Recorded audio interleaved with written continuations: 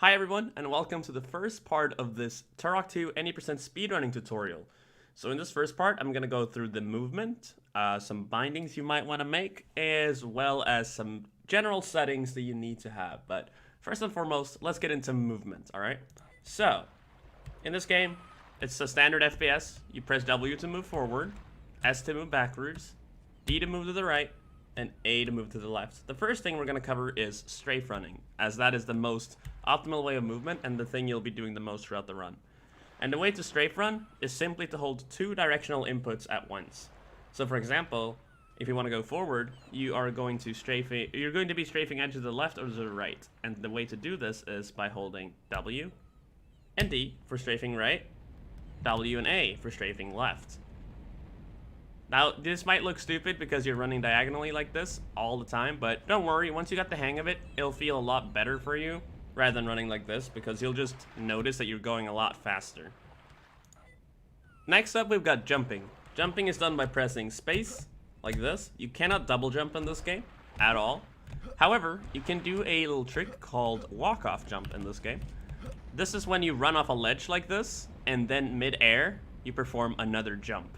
This is simply done by just tapping jump with the right timing. You have a small buffer window of about half a second to perform your jump mid-air.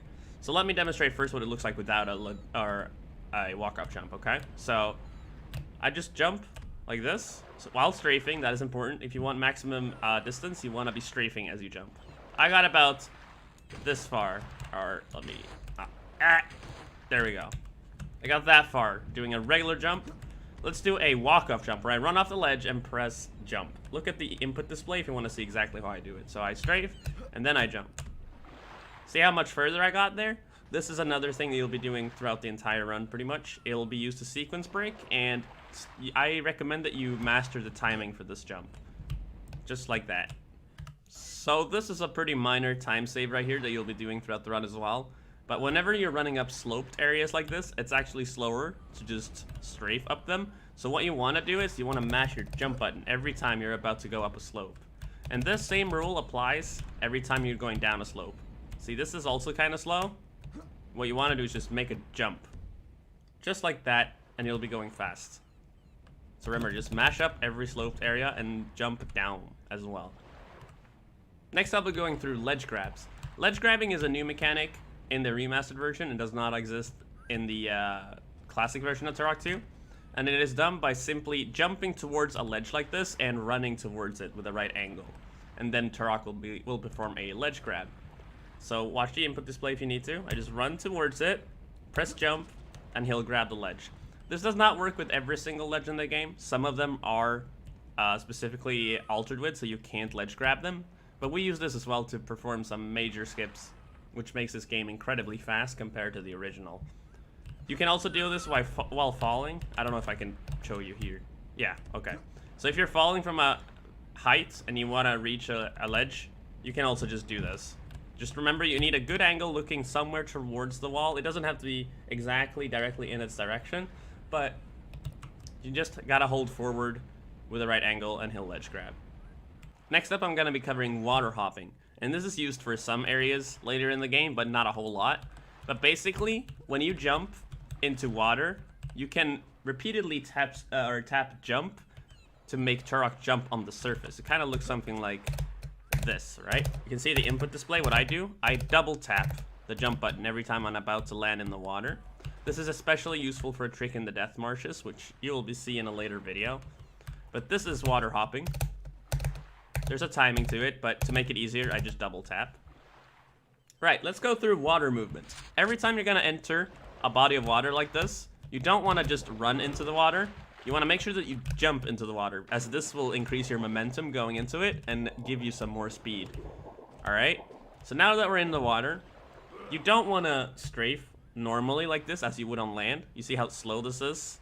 You can move like this, but it's not recommended. So instead, you want to be strafing. This goes for both on the surface, like this, and underwater. You want to be strafing and tap the forward key with a rhythm. See how I do this on the input display down there? See how much faster I'm going? This is how you want to move in water when you don't have the torpedo launcher, which you get in the Lair of the Blind Ones, which will just make this a lot easier. Then, if you're underwater and you want to get up really quickly, you want to look up and do the tapping and also hold space. And what this will do is it'll throw you up in the air as well as you exit the water, which you can perform a walk-off jump from. See, like that? So I'm going fast, I'm holding space, I get up, and I can do another jump mid-air like that. So that's pretty much water movement.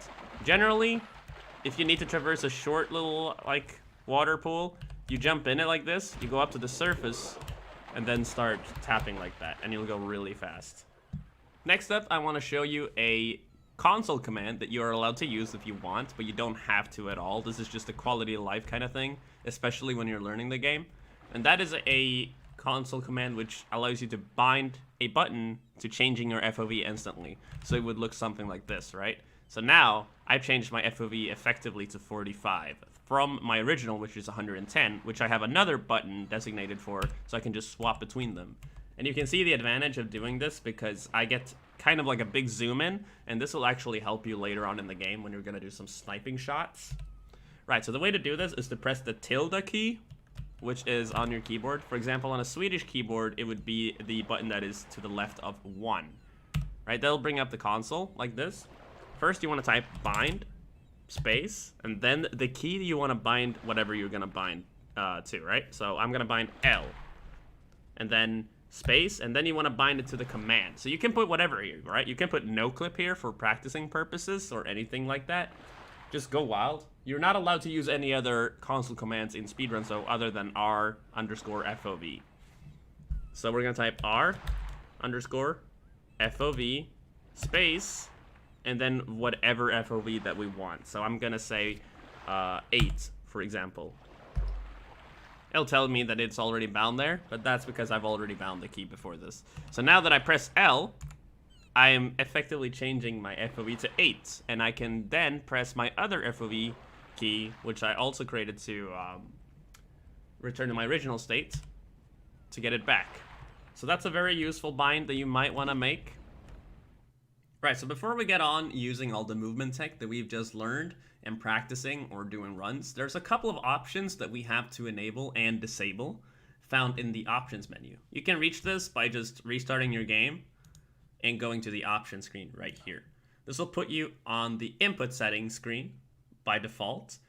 And I'm gonna just say this, you don't need a lot of very precise aiming in Turok 2. Mostly early in the game where you have to hit headshots using like the pistol or something, it's pretty important that you aim. But later on, it's not that bad. So you don't have to be an aiming god, don't worry. You can use whatever works for you. This is what works for me in terms of sensitivity. Maybe it's the same for you, maybe it's not.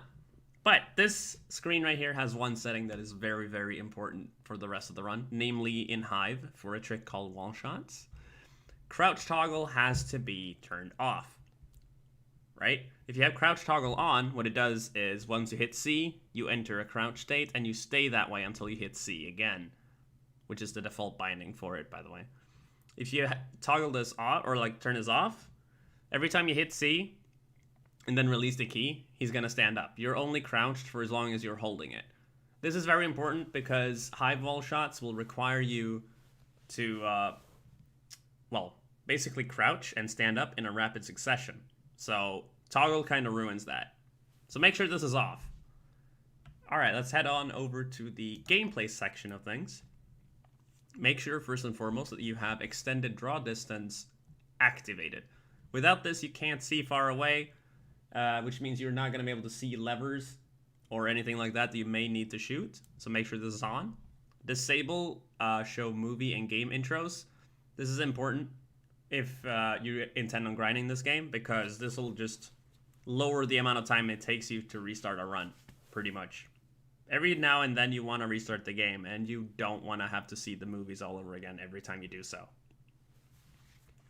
Right. Show player death cinematics every time you die, which there's going to be plenty of, because we're doing death warps in this game, where you intentionally kill yourself so you can warp back to a previous checkpoint.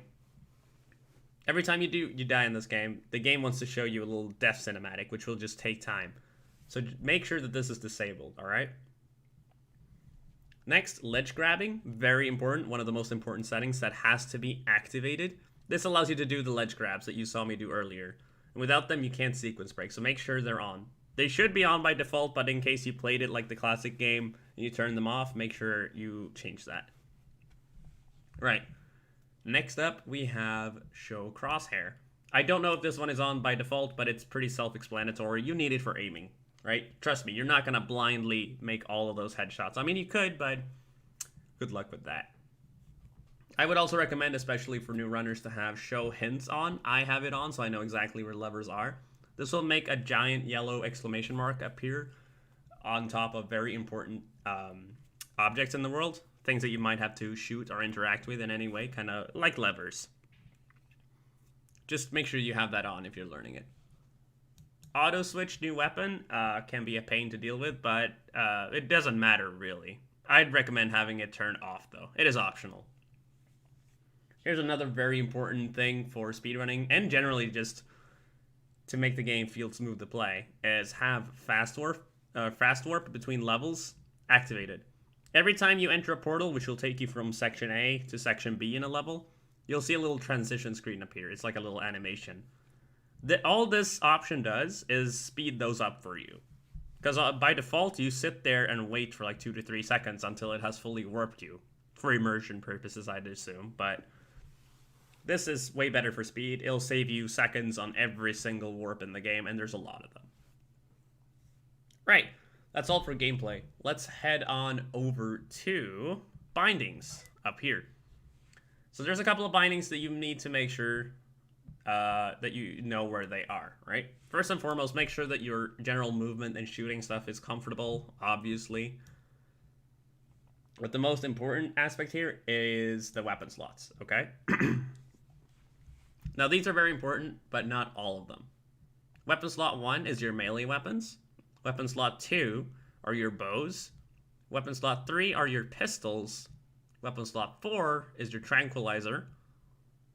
Weapon slot 5 is your shotgun and shredder. 6 is plasma rifle. 7 is flamethrower and PFM layer. And 8 is grenade launcher and scorpion launcher, right? The first 8 here are the only ones that you really want to make sure that you have something bound for. You're going to be using the PFM layer a lot, which is 7. You're going to be using grenade launcher a lot, which is 8. You're going to be using the shredder most of all, which is weapon slot 5. You can see here which ones I have bound and which ones are easy to reach to get an idea. But the most important ones here are number 3 for Mag 60, and number 5 for the shredder, and number 8 for the grenade launcher. Just make sure you have those bound. And then finally, if we scroll all the way down, you have quick save and quick load. There are some tricks in the game that are dependent on you quick saving and then quick loading directly after to disable triggers. Make sure you have these bound and that you can easily reach them, because you're going to be pressing these 2 buttons a lot throughout a run. Alright, that's all for movement and that's all for options. Next up is port of audio.